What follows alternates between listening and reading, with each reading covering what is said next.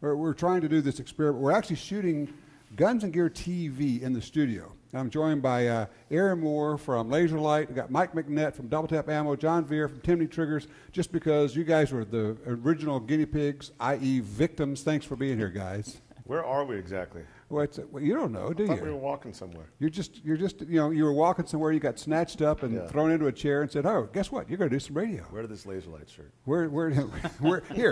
Wear this shirt and say something intelligent, because you'd be the only person to do that. I'll do one of those really good. Yeah, there you go. So we are in the, for those who know, we do Guns and Gear television. We shoot a studio portion, and then we go out to the range and shoot the guns and play with the lasers and the ammo and all that stuff. And so we kind of cycle through, and you guys have all been here before. You know the drill.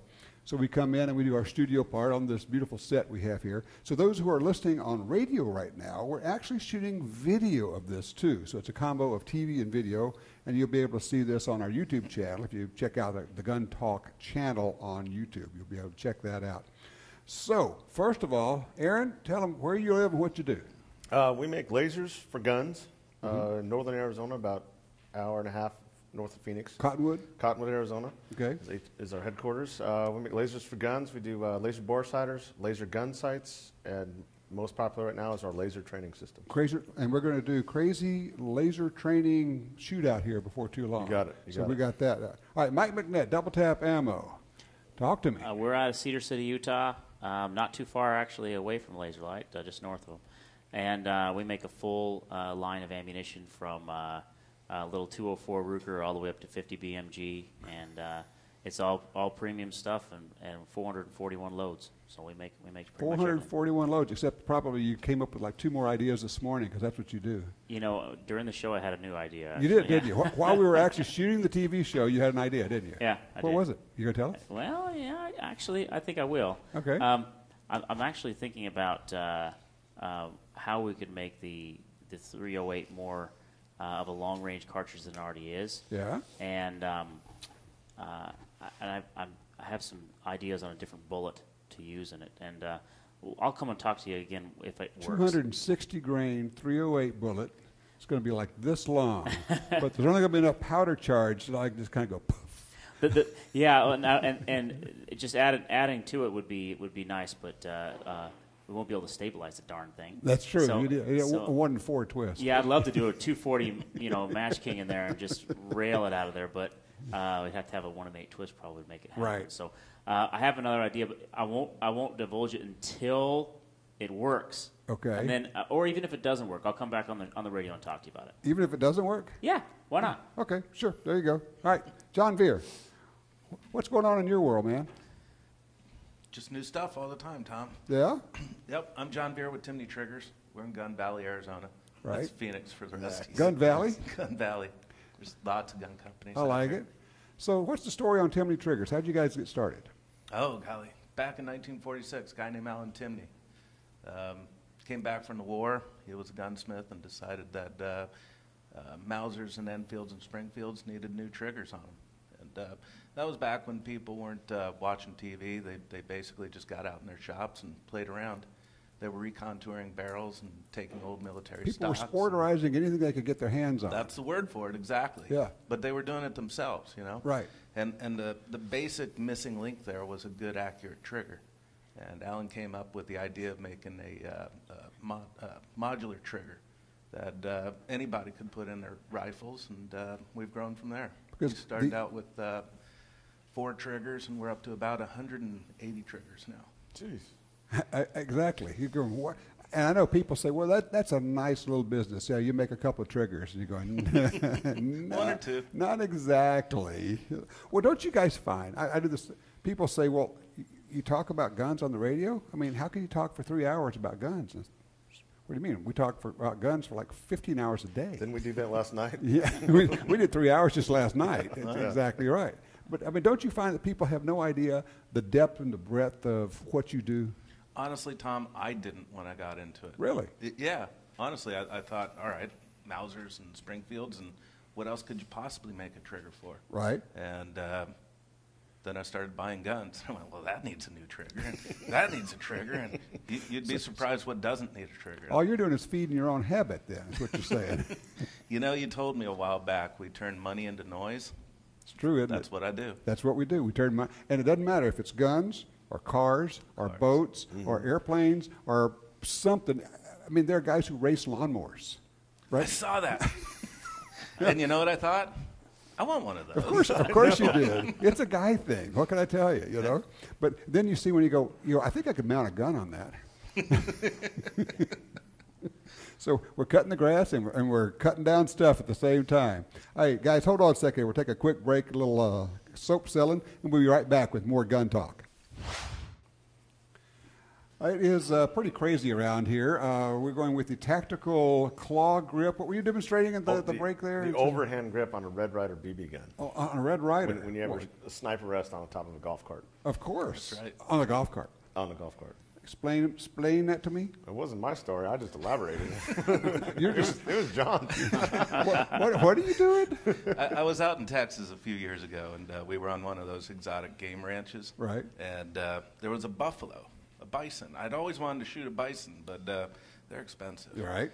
And it was later on in the evening, and we got out on a golf cart, and we were driving around the ranch, and I spotted the bison. I had my Red Ryder BB gun, and I crawled out on the roof of the golf cart, and we got close enough for a Red Ryder to hit it, and just popped it about 3 times. Did he know it? He knew it. Yeah? Yeah, it was like... So it was a high-powered Red Ryder. It probably moved at 30 to 40 feet per second. Easy. Man.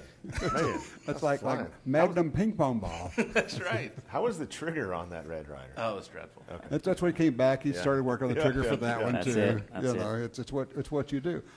How'd you get started in this business? Let's see. 10 years ago, I wrapped up in college after various degrees of stuff that I don't really apply to anything now. Right. Basically came back from overseas work and went to work with my dad for 2 years. Well, my dad started the company 28 years ago. So he had LaserLyte going before you came back. He did. He started various other guns things, including SWAT magazine, still alive today. Sure.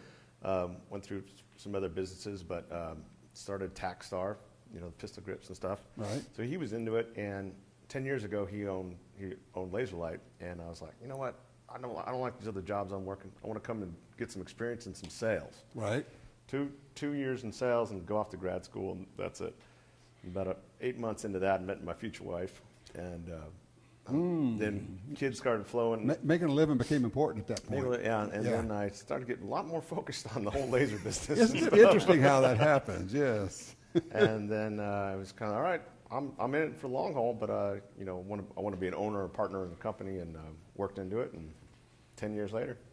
Okay, so, all right, how do I start this thing? Right. So we're just going to do a tactical shooting on the radio here. So. Oh, lights are too bright. Okay. We've got our studio lights on here. We're killing us. That's okay. Yeah. Well, describe what we're doing so people can kind of get an idea. So this is Score Time Target. It has about 170 LEDs that light up and show each of your shots. But more importantly, it has a timer on it.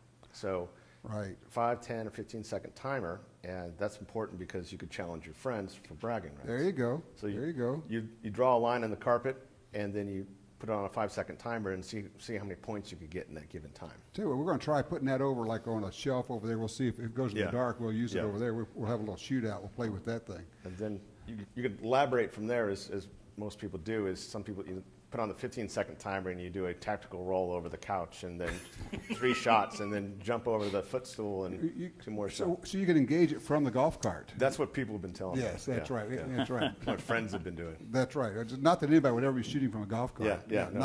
Nobody we know. Yeah. No. Mike, what got you into this crazy business?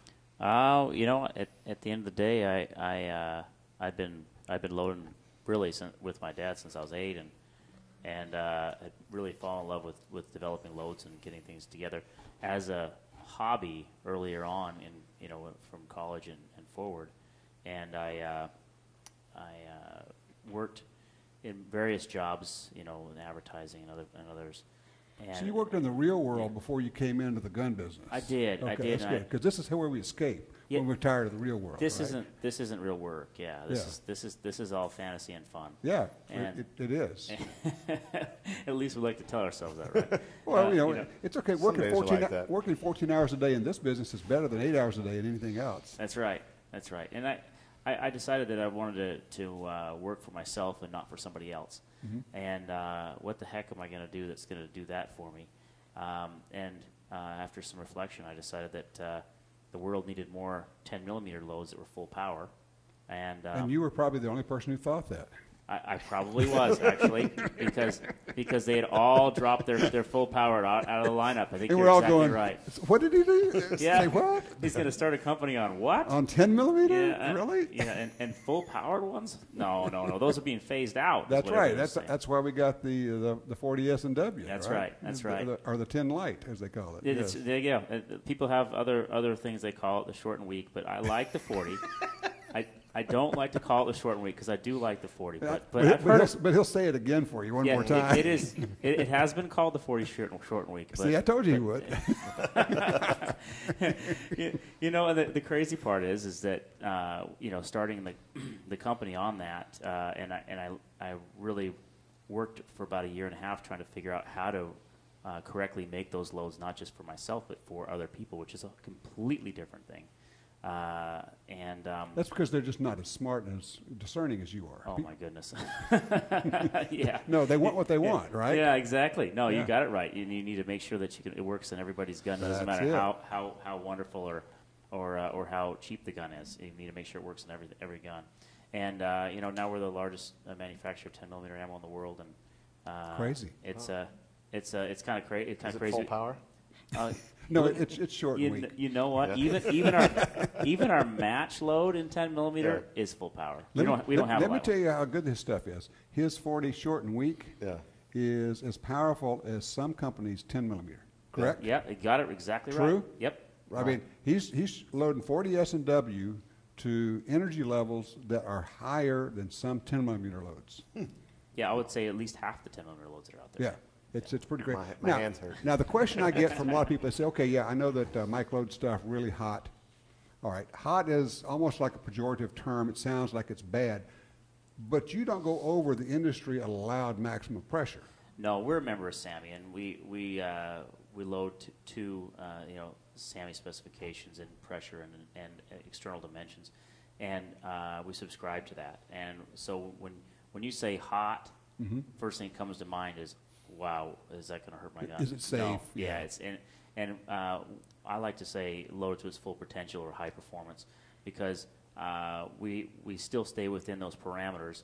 Kind of like if you were talking about cars or something like that. We're not a dragster. John's eyes just got a little bit bigger. Yeah, he got excited. He's still hung up on lawnmowers over there. I think so. He's online buying a racing lawnmower, right? What color should it be? Yeah. Can I get flames for free if I buy the lawnmower? There you go. But anyway, long story short, there is a big difference between loading it hot, which is overpressure, is usually what you think of when you say hot, and loading up to its full potential. And we still leave a margin of error and a safety cushion in all of our loads, but they are loaded up just through by design to make them. We don't try and cut corners with loading less powder and save 2 cents in a round because we're using less powder and all that stuff. We load them to the full potential. They're all literally hand inspected, and most of our ammunition, especially the rifle ammunition, is still hand loaded. Because of that, they're more consistent, and we can load them. We can actually load them a little bit warmer than you could if you load them on a gigantic machine. Ah, sure, because you have tighter controls. Yep. Makes sense. Well, I'm just thinking about what you do, John. You've got these gorgeous CNC machines, this beautiful plant, and I've walked through the plant, it's gorgeous, but at the end, you've got people working on your triggers at the very end, don't you? Absolutely. There's a science to it, but then there's a Timney feel, and everybody there is trained that what the Timney feel is. We've thought about using robots, we've thought about automating it, but in the end, there's a certain feel that we haven't been able to achieve any other way than just people who know what they're doing. A trigger is about feel. I mean, that's why. Otherwise, why would you have it? Right, exactly. I mean, the best trigger is no trigger. But, you know, think about it. If your brain says gun go, right, then that's the best trigger. Sure. Barring that, something that eliminates movement and allows you to adjust your pressures is the right way to go. So everybody who tests a trigger is really knowledgeable in what that Timney feel is. It's not just the gun goes off. There's an actual feel to it. It's interesting because I sat there and watched them, and they're actually, they're trying each trigger. They're snapping each trigger and making adjustments before it goes. That's crazy, right? From a manufacturing standpoint. Yeah, it's crazy. But what's not so crazy is the fact that our triggers get used out in the sandbox on once-in-a-lifetime hunts. They have to work perfectly every time. Mike's about to go chase a hippo. You want the trigger to work. I was just asking about triggers for the rifle that I use for. Really? I'm going to use the 505 Gibbs. I was just literally no lie here. I was literally just asking about that for that exact reason. I use these triggers all the time, and they're outstanding. They're because they put that same. You can tell the consistency like we do in our ammunition, and it's because they're hand checking them just like we're doing. It's the same thing. It doesn't matter if you're shooting for self-defense or if you're shooting in the military or you're shooting at something that can go chew on you. It's pretty important to have that. And, of course, if you just want a gun that, and it's going to sound crazy, it's just more fun to shoot. Really. Isn't it true if you get a better trigger, the gun is more fun to shoot? Is it supposed to be fun shooting? That's very serious stuff. I hate shooting. You're right. And in fact, I've been trying to give it up unsuccessfully for pretty much most of my life. I thought it was to defend yourself or put food on the table. You can't have fun doing it. That's right. Yeah. So I'm going to stop smiling. Okay. That's right. It's so, John, what kind of shooting you been doing recently? I love shotguns. It's my favorite sport. Sporting clays? Sporting clays. No kidding. You and me, Ben Avery. Come up to my ranch. Yeah. Doing? I've got some traps sitting up there, and we can go across the creek and shoot some clays. Good. I love it. Yeah. What do you shoot? I've got some side-by-sides, Fausti side-by-sides. Okay. Ooh, nice. Fun stuff. Very fun stuff. I got a case to open and show you when the radio show's off. I want to see it. We got some smooth bores over there you might want to take a look at. Really? Yeah, I just happen to have a couple of Italian things over there. I'm game. Yeah, I knew you would be. I'm curious. There's something about wing shooting. It's interesting you mentioned that. I love shooting, all guns, handguns, rifles, and all. But there's something, I don't know, it's zen-like. It's just weird when you're trying to intercept a flying target with a flying cloud of pellets, and it's a time and space thing, and they all have to collide at the same place. And there are no sights, because if you put sights on it, you'd miss every time. Exactly. And every time you try to aim the shotgun, you miss. So you have to stop aiming in order to hit. It's like this upside-down, backwards, bizarro world, and it makes it so much fun. It is. I love it. You can't go shooting pistols or rifles in the morning and expect to do well with your shotgun. That's a great point. Yeah. That's a great point, because they're that different. Yeah. And I found you can take shotgun shooters and make good pistol and rifle shooters out of them. But somebody who's a hardcore rifle and pistol shooter, it's a lot more work to get them breaking targets. Don't you find? Absolutely. Yeah, it's really something. So, as you can tell, you make triggers. You don't make triggers for shotguns, right? We make them for the 870. Oh, okay. But, you'd use that for slug shooting in the Northeast or turkey hunting. I guess my point is, all of us, we do what we do, but we also like all the forms of shooting and all the different kinds of guns, and we think they're all pretty cool. Oh, yeah. And now that we got Mr. Ammo sitting next to us, we can all shoot more. Yeah. He mentioned 50 BMG, and I'm like, what? I tell you what, hold that thought. When we come back, I want to talk about the 50 BMG, what it's about, and let's talk about those bullets that you're putting in there and what you're doing with those things, okay? All right. And also, we're going to get this target out here. We're going to be shooting targets on radio, which is actually on TV. So after you listen to this on radio, go to our YouTube channel. You can watch what we're doing here, which is kind of insane and silly, but there you go. All right, Gun Talk. We'll be right back with more of it, kind of a TV radio thing. I'm not sure who's Larry, Curly, and Mo, but we definitely have them here. I got to tell you. What the heck were you guys doing during the break there? We got the target set up over here, and Aaron's got his guns. I don't want to call them toys because they really are pretty good trainers. These are cool deals. Outside the fun stuff, you could actually learn some stuff. Do it. Lay it on us here. So I have the timer set to 5 seconds. Okay, listen up. Here it goes. Beep. From a low ready, I'm going to punch out and put as many shots on target. Obviously, the middle ring's 10 points. So you want to go for that. So 137. That's a good group. All right, Mike. Here's your challenge. You got pass the mic here. So shoot the left circle. All right. So let's see here. There you go. At the beep. Here comes the timer. Low ready, then punch out. I'm going to have a hard enough time keeping up with you no matter what I do. Okay, aim towards the target at least. Oh, it's no. Like a shotgun pattern. He did not say that, did he? Give me that big gun. Oh, he wants the big. Oh, look at That's this. right. John says, I'm not using the compact. I'm getting the big gun. All right, so I'll clear it here. John Vehr from Timney Triggers is now, all right, here it goes. Timer coming down. Beep. Yeah, low ready, good. All right, punch out.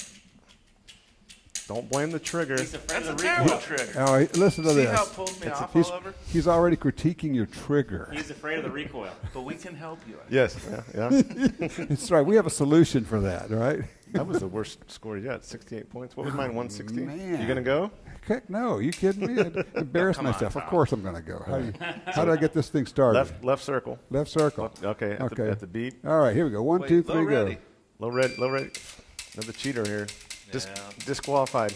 Of course. If you're not cheating, you're not trying, right? Man, there you go. Oh, look at that. We got a player. Okay, We got a there player you go. In the game here. Yeah. Yeah. All right, But- here's my question. We have one of these in our office, and Ryan will go. He has it in his office actually, and you guys know Ryan.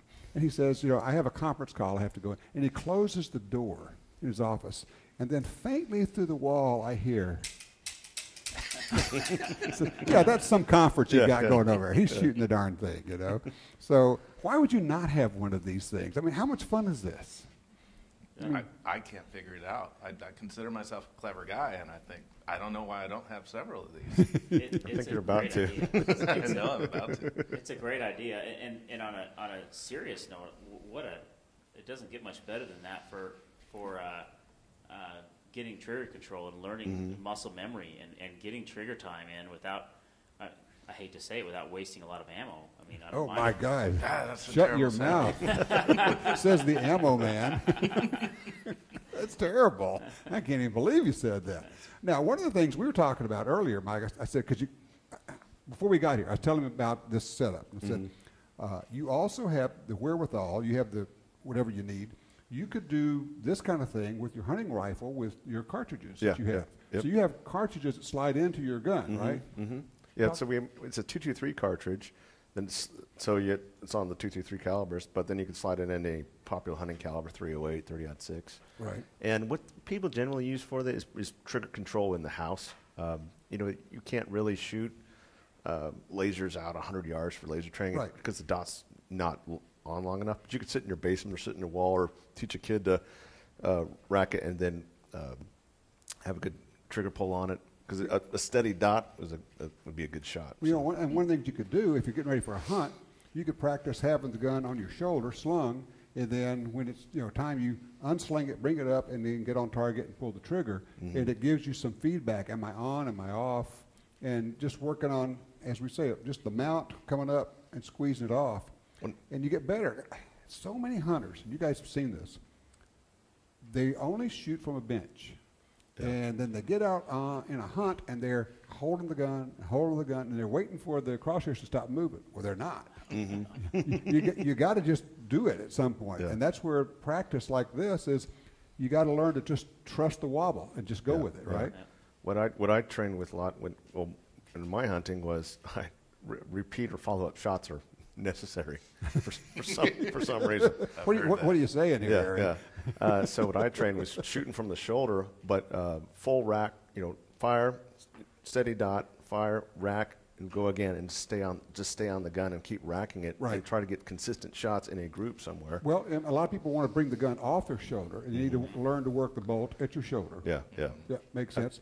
And that's another one of those places where a good trigger not only allows you to shoot better, and I'll tell you this, and it sounds crazy, when I have a rifle with a good trigger, I have more confidence when I walk out. I mean, to the point where, I've actually said this, I know that if I see it within a reasonable range, and for me that's in the 300, range, I can hit it. you got a good rifle with a good trigger, it's just not even a question, right? I mean, you shoot enough, you know. Yeah, absolutely. If you get, it helps you get confidence in your setup, and it's an integral part in actually being able to shoot, you know, at any range at all. Really, is having a nice, clean, crisp trigger that's light but not too light. You know, everybody has their own idea of what's perfect, and that's what's nice is if you have an adjustable trigger, then you can decide what is right for you. Where do you like your triggers? I like my triggers right now around 3 to 3.25 pounds on my hunting rifles. Okay, how about you, John? 2.5. 2.5. Stock out of the box. I gotta say, we have some horse trading to do. You guys need to talk. It's as simple as that. That's ugly. Yeah. Do you know, it's kind of funny. My media relations guy, Chris Ellis, he's a big guy. Right. He likes a 3.5 pound trigger pull. And I'll watch him shooting, and he does this kind of figure 8 thing. Right. And then when he hits the trigger, it hits the bullseye every time. I am amazed. I mean, it just wobbles all over the place, but when he touches the trigger, he knows exactly when to touch the trigger, and it goes off. And that's the key in shooting is if you've got a creepy, heavy pull, and your barrel's wandering all over the place, your eye might say go, but your fingers got this latency. Right. And by the time you make it go off, you've missed. Right. You can't time it. You just have to keep the pressure up and just allow, because the wobble is not going to take you off the target, generally speaking. You know, that's the whole thing. All right, hold on a second here, guys. We'll take another quick break here. When we come back, we're going to talk triggers, ammo, lasers, guns, sporting clays. Lions, I don't care. tigers, Lions, bears. tiger. We got a lion over in the corner there, too. I don't know if you guys saw I saw that. a picture of that. We got a lion. That's right. We'll be right back with more gun talk. All right, we're back with you, Tom Gresham, Gun Talk. We're sitting here with Aaron Moore from LaserLyte, Mike McNett from DoubleTap Ammo, John Vehr from Timney Triggers. We're doing this experiment because this is fun. We're actually in Baton Rouge, Louisiana. We're shooting the Guns and Gear television show. So we're rolling cameras because we have all this talent here. And then they left, and then you guys showed up. So what Are they behind the set? I was looking for him. So you guys are horse trading in the middle of the thing. So what? We got triggers going one way and lasers going the other way? Yep. Up and down the highway there. Yep. So what is this I heard you say about you're going to start giving away the first trigger? It's kind of funny. We get emails and letters from people. They'll say, I tried a friend's rifle that had your trigger in it, and now I've got 6 or 8 triggers in my own rifles. It's as soon as you got a good trigger in your rifle, you can't go back to a bad trigger. It ruins you. It does. It truly does. People get a hold of us and say, do you make a trigger for X? Mm-hmm. And if we say no, they go, well, I'm not buying that then. Really? Honestly. I'll be honest. And then you do triggers for weird stuff, like Tavors and weird. I mean, who would have thought of doing a thing like that? I mean, you want to know the weirdest one, Tom? Okay. Mosin and Gant. Really? Really. Okay. We sell thousands and thousands of these triggers every year. And I look at it and I go, but our trigger costs more than a rifle does. That's true. Yeah. You're kind of going, okay, we'll make it, we'll sell it. Sure. We've got a button on the website that says, what should we make next? Right. And people send in email after email going, we want this. Right. Like this year, people said 2-stage triggers. And I've been a single-stage trigger guy since I was born. And so they said 2-stage, and I'm like, you can only say no so long. Right. Then you have to go, all right. No, I say, okay, that's what you want. All right, you got. Now, I had to ask you, Aaron, you got the Glock sitting here. What do you got in the Glock? Okay, so this is, again, on laser training stuff. Laser training is about 50% of our business. Wow. Okay. About 3 to 4 years ago, it was about 8% of our business. So it's grown a little bit over the years. Well, it's partly because people know they need training, but mostly it's because it's a lot of fun. It's a lot of fun. I mean, come on. It saves ammo, saves time for people who care about that. And Mike's going to hit you when you say save ammo. It saves on the target ammo. You always need your premium ammo. That's right. Yeah. Right. Yeah. So this is a drop-in trainer barrel for the Glock. Currently for the Glock 19 and 23, same unit. Pull out your barrel, put in the new laser trainer barrel. It has an integrated laser in it, integrated snap cap, and your gun is completely safe. It can never chamber around. Okay, so now it just becomes a laser gun, but it's my Glock. It's my gun with my trigger and your my sights. Whatever you have on it. Okay, but there's no way to get a live round in there. Nope. Okay. So it's completely safe, so you leave it out if you had to. Okay. Now, of course, being a Glock, you do have to at least rack it a little bit to recock it. Yep. That's sweet, though. Yeah. I like that. I So can see getting a lot of training value out of that. Any way you train with your Glock currently, whether it's in your holster or it was built from the kind of law enforcement inspiration of force-on-force training. You want to wrestle around, grab a gun, and put one shot somewhere. Right. It needs to be a good shot so you can track where your shot was, and then they reset and do it again. So, so that's. You're always tinkering with stuff, man. Well, we listen to our customer as well. A lot of. Well, that's what I'm hearing. I'm listening to all you guys. You're all saying the same thing. Our people call in and they tell us what they want, and you're smart enough to make what people want. Yeah. I mean, you got to listen to the guys that are building their business for you. Yeah. And I think all three of us have the same ideas, and that's be customer driven in how you're moving forward. And what's the weirdest ammo you make? weirdest? Yeah, I mean, you have to have something you're thinking, we make it, but I'm not sure why. What? Oh, gosh, that's a good question. Well, I'll tell you what. We asked about the 50. We talked about the 50. Tell me about the 50 caliber. Okay. The 50 BMG is really a cool monster. It is. We have one round or one load that we load now. We used to have two. Mm-hmm. The other one just sometimes wouldn't shoot as accurate in some rifles. It'd shoot great in 8, and then 2 of them it wouldn't, so we discontinued it. Right, what's the bullet weight you have now? 750 grain. We used a barn solid brass. Oh yeah, it's darn near 2 ounces. 2 ounces. Darn near, it's close, and it's it's traveling out of a 30-inch barrel at around 2770, and the ballistic coefficient is over 1. Over 1, and it's legitimately over 1, not just its claim to be over 1. So let's see. It's big. It's heavy. It's expensive. It's got a lot of recoil. It makes a lot of noise. Where do I get one? Exactly. Want one? Yeah, everybody wants one. They make them in all flavors now. It used to be when they first started coming out with rifles, single shots, and bolts. Right. That it was really a pain in the neck to get one. And then when you did get one, it was really hard to find an accurate one. Nowadays, a lot of manufacturers are making really rifles that can be accurate if you have the right ammo in it. And I know people say, well, what am I going to do with that? You're going to go have some fun. You're going to go out, right. Particularly where you guys live, out in the West, you got some big open spaces out there. Yep. Man, you can back off 1,000, 1,500, 2,000 yards and still have a safe shooting environment. And uncorked, And the other thing is, when you shoot one, somebody shoots one and they're like 100 yards down the way. First time I heard one, it sounded like somebody ripping a sheet of cloth going. It sounded like an F-4 Phantom jet as this bullet goes screaming across this valley. Wow. It's incredible. You don't have one. I am shocked. I'm surprised you don't have one of these. You don't have a 50? Not yet. Even I have a 50. You have a 50? Yeah. Oh, man. You got a 50. You got a 50. Several, yeah. Several. I like Several, that. of course. What's your favorite? Modus. I have an geez. M2. Okay. Of course. My favorite's a Ferrari, too, yeah. I didn't have to think about that one very long. All right. Hold on, guys. Take a quick break here. John's going, yeah, I could do that. Yeah. Be right back with more gun talk. You have a Modus? Yeah. Really? Yeah. All right, I just told the guys here that we're going to take a lunch break, and one of you said, well, we're just going to keep talking about guns. What was the story you just told about last night? So last night, Ryan and I were at a adult beverage establishment. We can say that in the bar. We were at a bar. Okay. And there was a big old grass-fed boy sitting to our right. You could tell he was consuming more beverages than we were, and you could just tell he was into guns and stuff. And he was alone at the bar. And she saw us, goes over, sits down next to us. I'm like, Ryan, this guy's into guns. I know he's into guns. If we start this conversation, it will not end. We're pharmaceutical sales reps.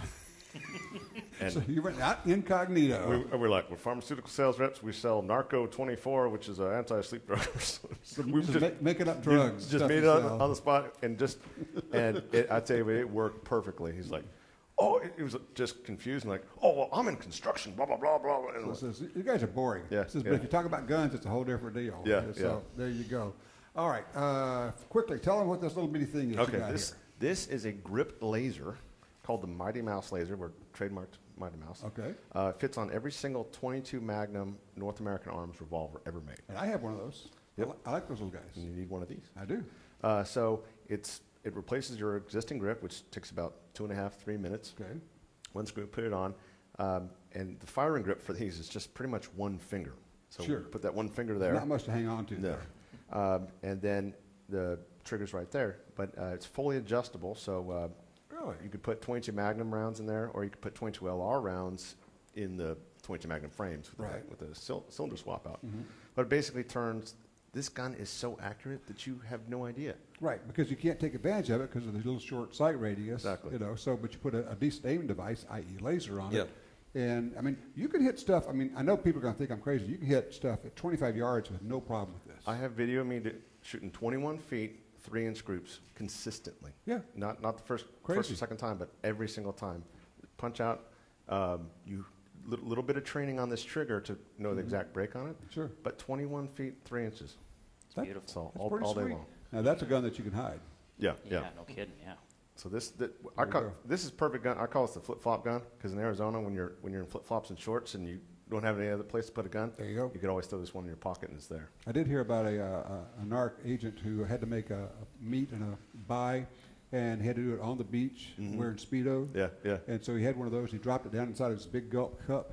Oh, there you go. And then reached down inside of his drink, pulled it out, and made the arrest right there. Nice. With his little North American Arms. cool. Yeah, uniform. Now, how cool is that? You know, I mean, there's stuff you do. Yep. You know, and people say, "What do you guys do when you get together?" We talk guns, don't we? I mean, Yeah. well, we also talk cars. Because John's a car guy, okay? Turning money into noise, right? That's right. That's what we do. This is what we do. We turn money into noise. So cars. And you're going to Africa? Yeah, in June. Yeah. Where are you going? Namibia? No. I'm going South right Africa. South Africa, right up by the Popo River, where it meets with Zimbabwe, and we're gonna go after hippo. What gun? 505 Gibbs with our 600 grain solid soft combo. Actually, we're going to be able to see, we're shooting that gun on the GUNTALK TV show. Shot the 505 Gibbs for a show we did on recoil. Got it in slow motion. If that one there doesn't push you around, you're a really big, strong guy. Anybody who could shoot that without taking a step back is a man you don't want to mess with. That's exactly That's right. exactly it. Well, guys, it is great. I'm so glad you were able to be with us. This has been fun. This is kind of a cool deal. Yeah. That's great. let's I do it really again. enjoyed it. It's lunch We with, could do lunch that. with headsets. There you go. All right. So we got LaserLyte.com. LaserLyte.com, yep. Okay. DoubleTapAmmo.com. TimneyTriggers.com. Ah, you guys are so clever. What massive marketers you are. Let's take our name and stick it on the website. That'll work, you know. A profound grasp of the obvious. There you go. You know. So now we're going to go take a break. We're going to go talk guns some more. We're going to shoot some more TV. If you want to see this, if you're listening on radio and you want to see this craziness we've done in the studio, all you have to do is go to our YouTube website, our YouTube channel, look for Gun Talk there, and you can actually see us doing radio, which is kind of some kind of a strange thing there. All right. Thanks for joining us, and don't go far.